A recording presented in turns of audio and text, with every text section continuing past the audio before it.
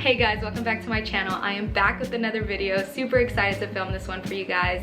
It's inspired by Abigail's Cup of Tea. She posted a video very similar to this a couple of months ago, and I've been wanting to do it ever since, but I wanted to take some time to brainstorm. I'm sure you guessed, because of the title, exactly what this video is gonna be about, or the title down here.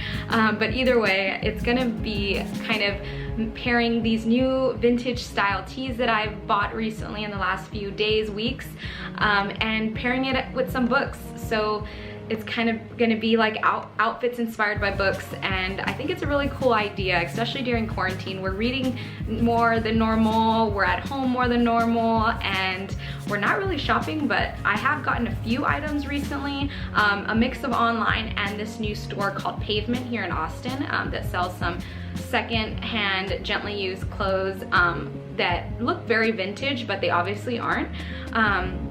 So it's just really great to have some new cozy wear. I'm spending almost every day here, so just having those cozy t-shirts to wear at home. I've had to kind of revamp my wardrobe. I've toned down my wardrobe drastically. I've probably gotten rid of 75% of the clothes that I had before quarantine and March time. So my wardrobe has definitely toned down, but with that I did buy about a couple of shirts to wear specifically at home when I'm working, just so I can be comfortable throughout the day. And instead of like your traditional boring haul, I wanted to show you in a different way, and I thought that this was just a really cute, unique way to show books paired with outfits in it, or in this case t-shirts. So hope you like this video. I want to tell you, if you are new here, be sure to subscribe, like this video, click the bell to be notified every single time I upload. I'm really excited to show you the combinations that I picked today. It's gonna be a mix of books that I had here, and then some books that I either plan to read on Audible, or books that I've already read on Audible. So first things first, let's start with the books that I picked, and then we'll dive right into the combinations and the shirts that I paired with them. Some of these are on Audible, so I'm gonna read the summaries directly from the app, but whenever I share the final looks, I will share the picture of the book here, and then obviously the video clip of the outfit or shirt here on this side. So either way, it'll be a really good quick rundown of this cool pairing for this video. First, let's start off with the most obvious of the bunch, something from Harry Potter, and I'm gonna pick my favorite book, which is Sorcerer's Stone. And this is where obviously the adventure started, and it's just a classic, and I don't really need to read the summary for this. I'm sure everybody knows what this is about, but this is going to be the first outfit that I share. And then next, we are going with The Version of Us by Laura Barnett, and this is based in Cambridge, 1958. Late for class, Eva Edelstein swerves to miss a dog and crashes her bike. Jim Taylor hurries to help her. In that brief moment, three outcomes are born for Eva and Jim, as the strands of their life weaves together and apart across the decades, from college through wildly different successes and disappointments, seductions and betrayals, births and funerals, joys and sorrows. The only constant is the power of their connection. The Versions of Us is a tour de force of storytelling. And I haven't read this one, but it's next on my list, so I thought I would just pair a shirt with this one just because I love the cover, I love the colors. So next is Vampire Kisses by Ellen Schreiber, and this one is one of 3 or 4 books in the series. I haven't read this one in years. I literally bought this at Borders, which goes to show you just how long I've had this book. I don't think I'll ever get rid of it, just because it was such a really good series that I hadn't read in so long at that time. And if you're looking for an October read, a Halloween read, this is the perfect series to read this season, and even in fall, like just fall in general. This is a very fall book, and I knew that it had to be in this video because I just love it. I think even when I first read this book, I emailed the writer because I loved it so much, and she had her like personal email address on her website at the time, and I had to tell her how much I loved the series. I was definitely in either my lower 20s or high teens, like 19, 20-ish, when I read this book, and I loved it so much. It was just such an easy read. It reminded me of kind of like Twilight at the time, but definitely totally different in terms of the storyline, but this will kind of give you an idea of what the first book is about in case you want to check it out. A new guy in town, rumors of vampires, dangerous for first love, this is where it all begins. The mansion on top of Benson Hill has stood empty for years, but one day it seems to be occupied, and its mysterious, handsome inhabitant, Alexander Sterling, becomes the source of much talk around town. Raven, a vampire-obsessed goth girl who has considered herself an outsider in Dolesville, is determined to uncover the truth surrounding the secretive Alexander. As she gets to know him and their spark intensifies, Raven finds herself in some unanticipated situations. Can Alexander make her lifelong dream come true? But love always has its complications, especially when it can only be awakened at nightfall. The first 3 books in Ellen Schreiber's best-selling Vampire Kisses series captures the thrill of a most unusual romance. This next book that I chose is Midnight Sun, and it's Stephenie Meyer's latest book that just released pretty recently.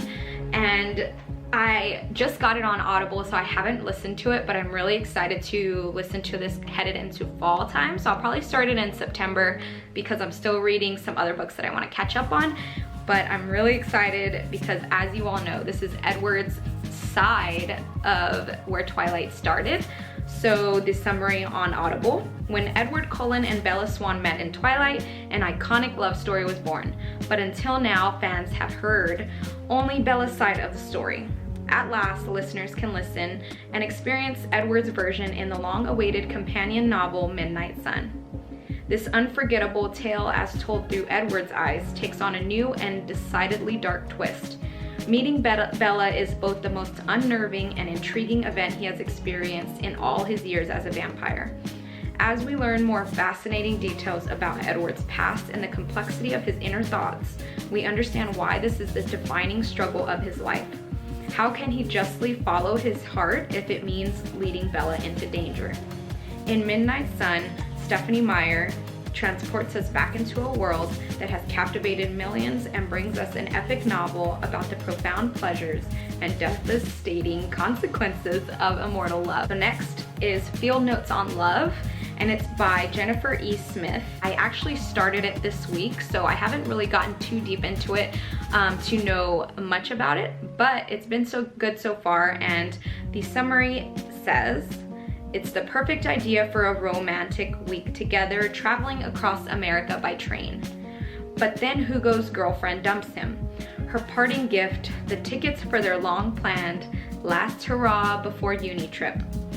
Only it's been booked under her name. Non-transferable, no exceptions. May is still reeling from being rejected from USC's film school when she stumbles across Hugo's ad for a replacement Margaret Campbell, her full name. She's certain it's exactly the adventure she needs to shake off her disappointment and jumpstart her next film. A cross-country train trip with a complete stranger might not seem like the best idea, but to May and Hugo, both eager to escape their regular lives, it makes perfect sense. What starts as a convenient arrangement soon turns into something more. But when life outside the train catches up to them, can they find a way to keep their feelings for each other from getting derailed? We'll never know. So the next one I have read, it's called Secrets of the Chocolate House by Paula Braxton, and it's the second book of a series called Found Things. It starts with Little Shop of Found Things, and then this one is the second book to that, and then the third book comes out in October. So I would highly recommend reading this series. It's probably one of my favorites behind Harry Potter, of course, that I've read in a long, long time.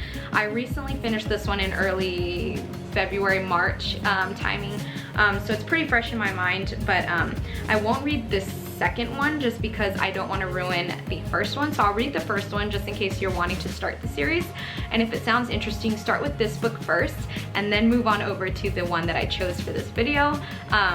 Just because it'll make more sense that way, it all connects. The characters from the first book carry over to the second book and vice versa. So I will read Little Shop of Found Things, which is the first book, so you can kind of get into the second one.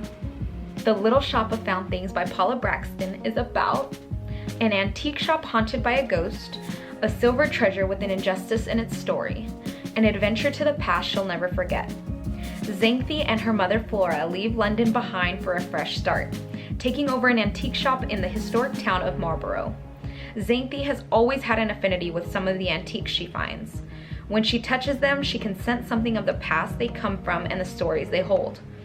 When she has an intense connection to a beautiful silver chatelaine, she has to know more. It is while she's examining the chatelaine that she's transported back to the 17th century, where it has its origins. She discovers there is an injustice in its history. The spirit that inhabits her new home confronts her and charges her with saving her daughter's life, threatening to take Flora's if she fails.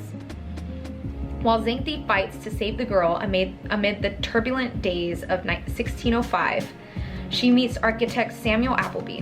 He may be the person who can help her succeed. He may also be the reason she can't bring herself to leave. So this is where the series starts, so definitely recommend starting with this book before moving over to Secrets of the Chocolate House. That's my little side note. So the last book of this video is Again But Better by Christine Riccio. Shane has been doing college all wrong. Pre-med, stellar grades, and happy parents. Sounds ideal, but Shane's made zero friends. Goes home every weekend and romance, what's that? Her life has been dorm, dining hall, class, repeat. Time's a-ticking and she needs a change. There's nothing like moving to a new country to really mix things up. Shane signs up for a semester abroad in London. She's going to write all her college mistakes, make friends, pursue boys, and find adventure. Easier said than done. She is soon faced with the complicated realities of living outside her bubble, and when self-doubt sneaks in, her new life starts to fall apart. Shane comes to find with the right amount of courage and determination, one can conquer anything. Throw in some fate and a touch of magic, the possibilities are endless. Now that you know what all the books are about, that kind of gives you the perfect segue into the combinations that I chose. T-shirts inspired by books, and go.